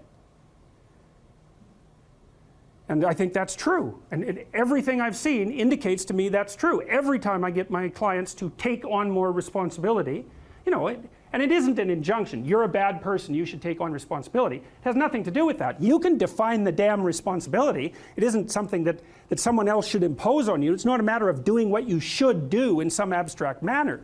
It's not that. It's the choice of what game you're going to play. And you can play the game of the seeker, I would say, and if you play that game, then everyone wins. And it's the best game you can play. And so the answer, in some sense, to the tragedy of life, to the catastrophe of life, to the fall, is to adopt the responsibility of mortality that goes along with that, and to play that game maximally. And paradoxically, it's in the willingness to do that the solution emerges. And I have done my best with every single thing I've talked to you guys about. I have done my best to do what Dostoevsky does in his novels, which is I make a proposition and then I spend months or years trying to figure out if I can take the bloody thing apart, if there's something wrong with it, because I want to find out. I want to hit it with a hammer and see if it breaks. And what I've been trying to do is to tell you all the things that I've gathered, let's say, or laid out or articulated or discovered over the last 30 years that I have not been able to break with the biggest hammer that I could take to them. And I guess that's the fundamental one, is that I believe that the idea that lurks in these images, derived from very different cultures, it's the same idea. Life is suffering. Right. Indisputable. What do you do about that? You voluntarily accept it and then strive to overcome the suffering that's a consequence of that. And you do that for you, and you do that in a way that makes it better for other people. And then that works. And one question might be, well, how well does it work? And the answer is, the only way that you can find out is by trying it. That's it. That's the existential element of it. The proof is to be derived by the incarnation of the attitude in your own life. No one can tell you how it will work for you. It's the thing that your destiny is to discover that. And you have to make the decisions to begin with. It's like, because you can't do this without commitment. You have to commit to it first. That's the act of faith that Kierkegaard was so insistent upon. You have to say, I'm going to act as if being is good. I'm going to act as if truth is the pathway to enlightenment. I'm going to act as if I should pursue the deepest meaning possible in my life. And there's reasons to do none of those. They're real reasons. So it's really a decision. But you can't find out what the consequence of the decision is unless you make the decision. I think the same thing happens when you get married, by the way. So if you think you might leave, you're not married. And then you think, well, the marriage didn't succeed. It's like, well, maybe you were never married. Because the rule is, you don't get to leave. And there's a reason for that rule. Now, I'm not saying that there aren't situations where there should be exceptions made for that. That's not the point. The point is that there's some games you don't get to play unless you're all in. And the other thing that's so interesting about being alive is that you're all in. No matter what you do, you're all in. This is going to kill you. So I think you might as well play the most magnificent game you can while you're waiting. Because do you have anything better to do? Really? Why not pick the best thing possible that you could do? Why not do that? Maybe you could justify your wretched existence to yourself that way. I think you could. That's what it looks like. You know, people find such meaning in the responsibilities they adopt, it stops making them ask questions about what life is for. If you have a newborn child, for example, like, unless you're really in a bad way, psychotically depressed, or maybe your personality really needs some retooling, you stop thinking about anything but ensuring that that baby is doing well. And if someone comes along and asks you an existential question about your commitment to that, the right response is, why are you asking me such stupid questions when this is manifesting itself right in front of your eyes? Like, how blind can you be? That isn't a time for questions about the meaning of life. The answer is right in front of you. And if you can't see it, it's not because life has no meaning, it's because you're blind. I mean, that's what the image of the Virgin Mother and the child is all about. It's like, what's the answer to the meaning of life? Here's an answer. It's like, well, I'm going to criticize that. Well, go right ahead. You know, it's like what you're like a what do you call that? A termite gnawing on a temple. There's no utility in that sort of criticism. It's blindness. And it's the same thing with regards to the path of the hero. It's like it glistens in front of you and you can criticize it. It's like, fine. Put the cart before the horse and see how far you get. So I thought, to bring full closure to the class, I was trying to solve this terrible puzzle that confronted me and many other people about how it was that human beings got themselves in such a tangle about what they believed. Such a tangle that we were pointing the ultimate weapons of destruction at one another, which, by the way, we are still doing. And I thought, okay, well, I understand that. We need our belief systems. They orient us. And that means there will be conflict between belief systems, and that can be a catastrophe, and that's being played out everywhere again in very many ways. What's the solution to that? Well, one possibility is there's no solution. It's just mayhem all the way around. Could be the case. But it seemed to me, as I delved into it, that the proper solution to that was to live properly as an individual, because you're more powerful than you think. Way more powerful than you think. I mean, God only knows what you are in the final analysis. You're blind to your own weaknesses, but you're also blind to your own strengths. And so then I think, well, if you got your act together, it'd be better for you, and instantly it would be better for your family, assuming they wanted you to get your act together, and not everyone does, and then it would be better for the community. It's like, how far could you take that? If you stopped wasting time, and if you stopped lying, and if you oriented yourself to the highest possible good that you could conceive of, and you committed to that, how much good could you do? Well, I would say, why don't you find out? So that's what I think you should do. You should find out. You don't have anything better to do. And there's nothing in it, as far as I've been able to tell, there's nothing in it but good. So maybe you could sort yourself out so that you wanted nothing but the good. And then maybe you could help make that manifest in the world. And maybe we wouldn't have all these terrible problems then. At least we'd have fewer of them, and that would be a start. So it's the answer to the problem of humanity is the integrity of the individual. That's the answer. So, and states that are predicated on that realization are healthy.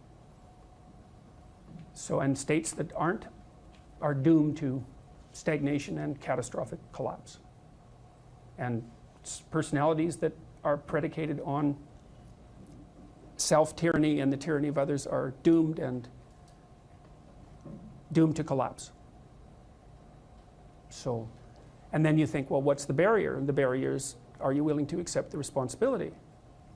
And part of the answer to that is, reduce the damn responsibility until it's tolerable.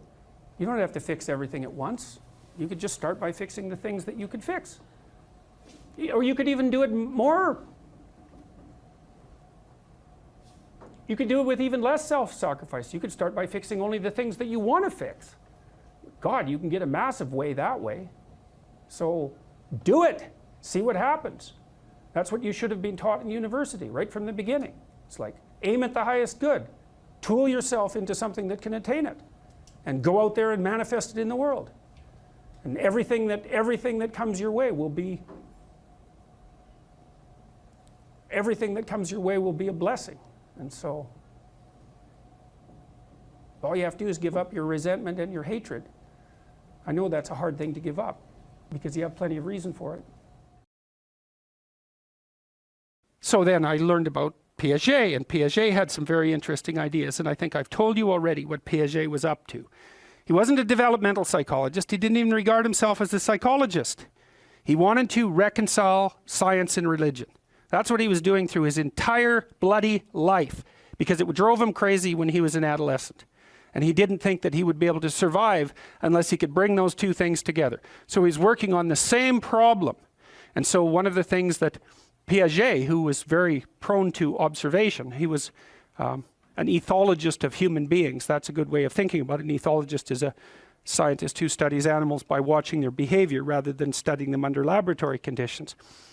And he got very interested in the spontaneous emergence of morality in the play of children. And it was so smart, that idea that, you know, when kids come together and unify themselves towards a particular goal, so in play, that a morality emerges out of that. And that morality, and I've mentioned this before, there's a morality in game 1, there's a morality in game 2, there's a morality in game 3. What's common across all those moralities is a meta-morality. And so the meta-morality emerges from the particular moralities that are embedded in particular cooperative situations. We could say cooperative and competitive situations. You can expand that out biologically to some degree to the idea of the dominance hierarchy, right? Every social animal, and even many animals who aren't social, are embedded in a dominance hierarchy. The dominance hierarchy has a structure. We couldn't call it a dominance hierarchy. Dominance hierarchy A, B, C, D, E, thousands of them across thousands of years. You extract out from all of them what's central to all of them. That's the pyramid of value. What question do you need answered about the pyramid of value? What's at the top? Because that's the ideal. That's the eye at the top of the pyramid, or the golden Buddha in the lotus. It's the same thing. It's the same thing as the crucifix, paradoxically enough. And that has to do with something like the voluntary acceptance and therefore transcendence of suffering. It's something like that. These are not arbitrary ideas. They're deeply, that's my case anyways, they're deeply, deeply, deeply rooted in biology and culture. They're as deeply rooted in biology as the dominance hierarchy is rooted in biology. And we already know the answer to that. The dominance hierarchy has been around for 350 million years. It's a long time. You don't get to just brush that off and say, well, morality is some sort of second order cognitive problem. It's like, no, it's not. I mean, I can tell you something about its instantiation in your nervous system. You have a counter at the bottom of your brain that keeps track of where you are in terms of your status. And it bloody well regulates the sensitivity of your emotions. So if you're at the bottom of the hierarchy, barely clinging on to the world, everything overwhelms you. And that's because you're damn near dead. And so everything should overwhelm you. You've got no extra resources. Any more threat, you're sunk. So you become extremely sensitive to negative emotion and maybe also impulsive, so that you grab while the grabbing's good. And if you're nearer the top in the dominance hierarchy and your counter tells you that, then your serotonin levels go up, you're less sensitive to negative emotion, you're less impulsive, you live longer, like everything works in your favor. Your immune system functions better, and you're oriented at least to some degree towards the medium and long-term future. And you can afford that because all hell isn't breaking loose around you all the time. And so then the question is there a way of being that increases the probability that you're going to move up dominance hierarchies? Well, that doesn't seem to be a particularly provocative proposition, unless you think that it's completely arbitrary and random, and that you can think that if you want, but I don't think there's any evidence for that whatsoever. I mean, we certainly have, even for sexual selection, we impose criteria. They're not random and arbitrary. So, okay, so back to Jung. So what was Jung trying to do? Well, he was trying to see, Jung believed that once we had stopped populating the cosmos with gods, that they went inside. That's a good way of thinking. Well, think about it this way. You know, an archaic person looks at the sky and uses his imagination to populate the sky. What's the sky? Well, it's the constellations. It's the domain of the gods. Well, why? Well, because the gods are what are out there beyond your understanding. Well, that's what you see when you look up at the sky. So you populate the night sky with figures of your imagination. So the gods are the things that you broadcast out of your imagination and see spread over the world. It's like the contents of your unconscious are manifesting themselves when you encounter the unknown. It's exactly what it is. That's exactly how else could it be, right? You're projecting your fantasy onto what you don't understand. That's how you start to cope with what you don't understand. You populate the unknown with deities. Where did they come from? They came from your imagination. Well, what happens when you take them out of the world? Do they disappear? No. They just go back into your imagination. So that's where Jung dug down to find them. That's the same motif as rescuing your dead father or rescuing your father from the belly of the whale. It's the same idea, is that the corpses of the gods inhabit your imagination. So where do you go if you need to revivify them? You go into your imagination. And that's exactly what Jung did. And I mean, this is no secret. If you read Jung, he tells you that's what he did. He tells you that's why he did it. It's not an interpretation on my part. Well, so then the question is, what's down there? Is it just mess and catastrophe? Or is there something in it that's patterned? Well, Jung's proposition was that you rediscover the great archetypes that guide human being by investigating the structure of your imagination. When he thought about the imagination, in some sense, at least in part, as a manifestation of your biology. Well, yes. What else would it be? You know, and I told you that story about my nephew, I believe, right? About him running around as a knight and then going off to have a combat with the dwarves and the dragons. It's like, well, where did that come from? Well, partly it came from his culture, right? Because he was a knight, and so obviously that's a cultural construct. But the thing is that his imagination it's this structure that's looking for things to fill itself with, just like your predisposition to language. You have a predisposition to language. What is that? We don't know. What does it do? It looks for things in the world to fill itself with, right? And if you first of all, when you start to learn how to speak, you babble every phoneme. Did you know that? If I was learning to speak an Asian language, there would be phonemes I couldn't pronounce, and vice versa. An infant, all of them, they babble all the phonemes, and then as they start to learn the language, they lose the ability to say a bunch of them and only retain the ones that are relevant to that language. So a baby babbles all possible languages, that's a way of thinking about it, and then loses the ability. So that's you can see there. So you could say, well, you manifest the potential to be possessed by the set of all possible archetypes. It's built into your biology. And then as you're enculturated in your own culture, the set of archetypes that manifest themselves in that culture are the ones that you pull in for your own use. So my nephew's running around like a knight. Well, you know, if he would have been born in the middle of the Amazon, he would have been running around with a bow and, you know, a poisoned arrow and a bow. It's the same thing. It's the same idea. It's just trapped out in different cultural dress. And his little imagination was trying to solve the problem. How do you deal with the unknown? Well, what's the unknown? It's these little devils that keep jumping up on you and biting you, and they come out without end.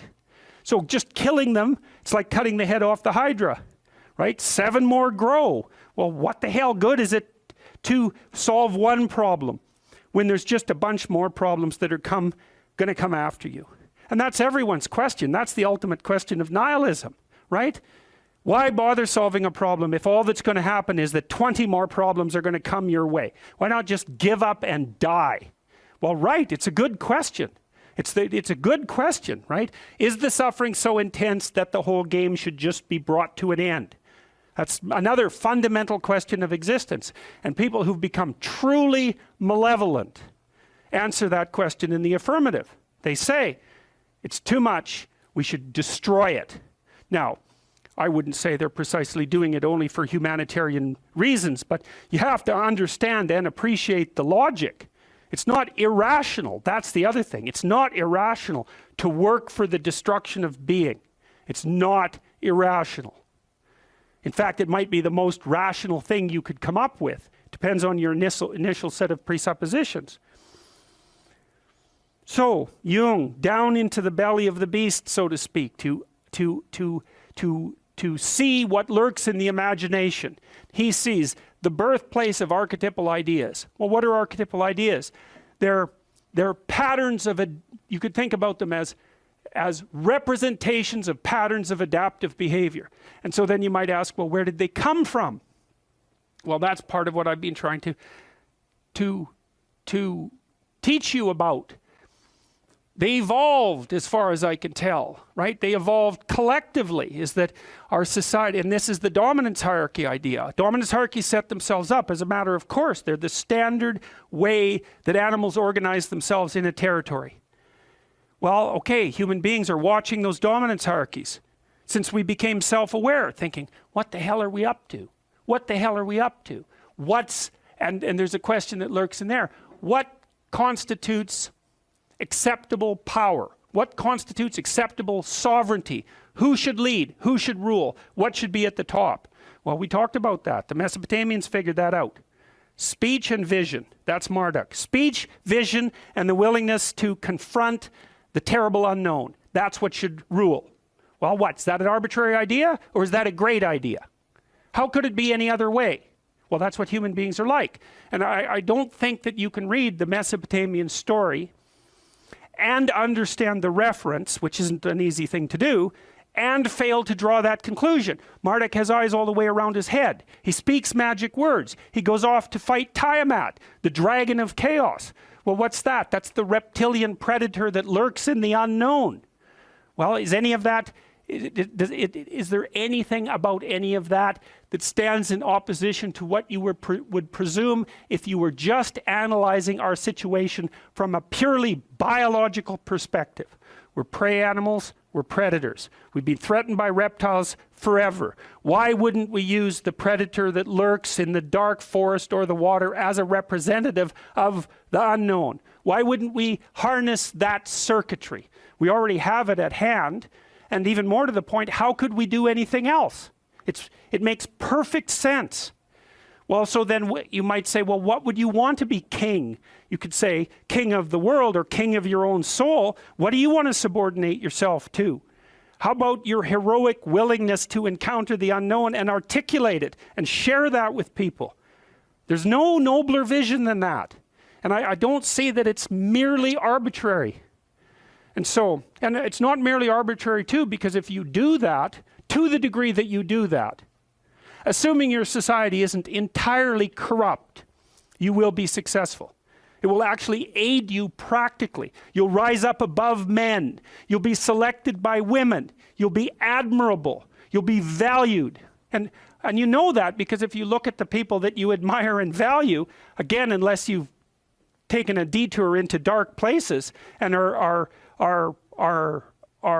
possessed with admiration for people who are working for malevolent purposes and for destruction, you just have to watch the people that you admire and try to figure out what's common across them and draw your own conclusions. And you can ask yourself too, when you're torturing yourself with your conscience because you're not doing what you should be and you know it, what is it that you're torturing yourself in relationship to? You have a vision of your own ideal and you torment yourself if you're not matching it. What's the ideal? Well, you don't know, right? It's kind of incoherent and poorly articulated, but that doesn't mean it isn't trying to manifest itself and make itself known to you. It's really the purpose of religious education, is to make that ideal articulated.